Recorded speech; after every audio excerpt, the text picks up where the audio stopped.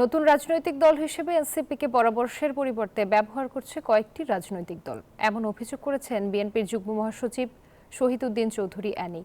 দেশকে অস্থিতিশীল করতে দেশের ভিতর ও বাহির থেকে ষড়যন্ত্র শুরু হয়েছে, এমন মন্তব্য করেন তিনি। সোমবার জাতীয় প্রেস ক্লাবে এক অনুষ্ঠানে এসব কথা বলেন শহীদউদ্দিন চৌধুরী অ্যানি। আর বিপ্লবী ওয়ার্কার্স পার্টির সাধারণ সম্পাদক সাইফুল হক অভিযোগ করে বলেন, তরুণদের সম্ভাবনা নষ্ট করছে সরকার।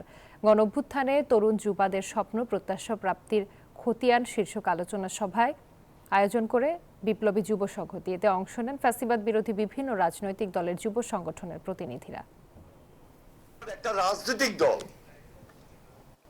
যেটা পারবে, যেটা করবে, তত্ত্বাবধায়ক সরকার 3 মাসের জন্য হয়, অন্তর্বর্তীকালীন সরকার সময়ের প্রেক্ষাপট অনুযায়ী আজকে 1 বছর চালিয়েছে, হয়তো আরো কয়েকদিন চালাবে, কিন্তু জনগণের প্রত্যাশা পূরণ করার জন্য বা গণতন্ত্রের ভিতকে শক্তিশালী করার জন্য যে কাজটুকু করা দরকার, ন্যাশনালি হোক আর ইন্টারন্যাশনালি হোক, এটা সম্ভব নয়।